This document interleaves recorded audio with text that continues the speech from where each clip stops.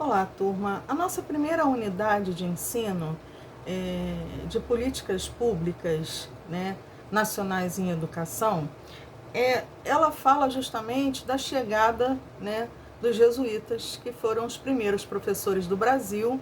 E com essa chegada, né, da colonização, esses padres jesuítas implantaram então a educação, né, à base de um reconhecimento religioso, porque era justamente essa a intenção, né? Era catequizar os índios para que eles se tornassem então pessoas que acatassem a fé católica. Só que os índios eram livres, eram naturais, eram pessoas que estavam aqui na terra brasileira, e que nunca tinham tido acesso a nada daquilo do que os padres jesuítas falavam e pregavam. Isso quer dizer que gerou muito castigo físico. A educação brasileira começou, né, com muito castigo físico, com muita tortura, com muita morte, porque muitos não cederam, muitos índios não cederam às orientações dos padres, foram escravizados. Então a nossa educação começou a ser escravocrata e latifundiária, né?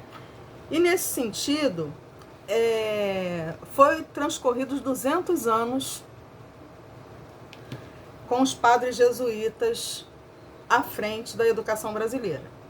Chegado a um dado momento em que Dom João, né, já no Brasil, decretou que aquilo tinha que acabar.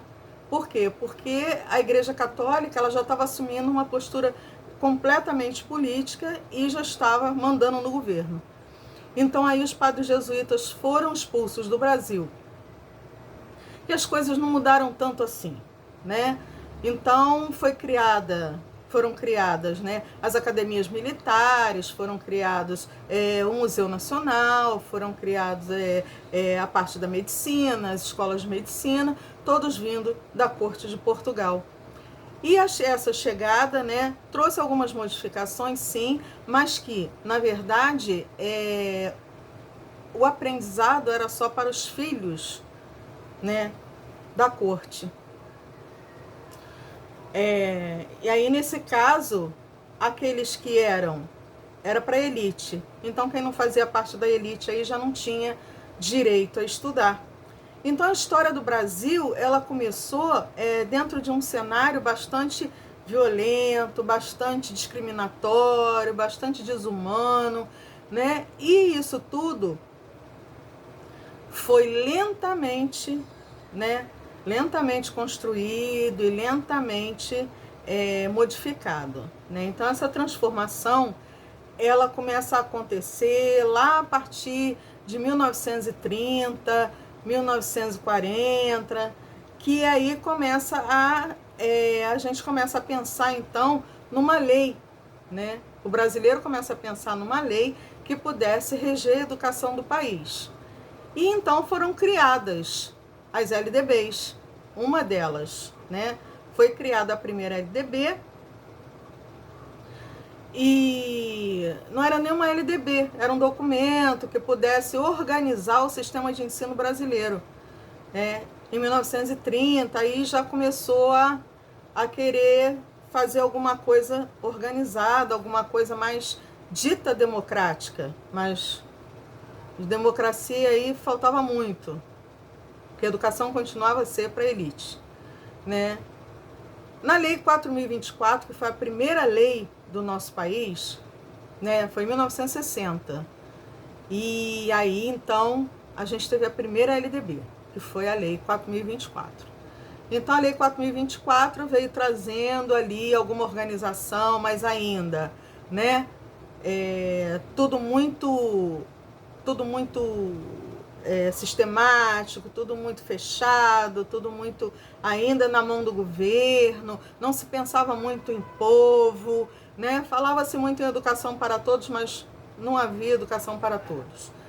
Depois veio a emenda, né, da Lei 5.692 de 71, que aí sim, já o sistema de ensino brasileiro passou a ser organizado por séries, por anos, né? E aí passou a ter uma nomenclatura, ensino primário, ensino ginasial e tal. E aí a educação começou a ser organizada de uma forma, na verdade, mais acessível. E isso essa lei só foi complementada realmente com a nossa lei de diretrizes e bases que nós temos hoje, a 9.394 de 96, que dá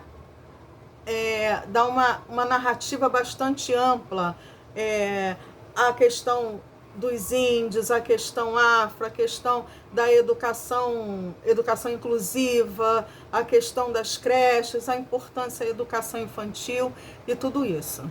Então, o que para a gente hoje conta é a 9.394 de 96, que é a nossa LDB, que está em vigor ainda hoje, ok? E que nós vamos falar sobre ela no decorrer, né, desse período. Ok, meus queridos? Então vamos lá, mãos à obra, pesquisando, lendo um pouco. Vou colocar bastante material para vocês, tá bom? Até a próxima.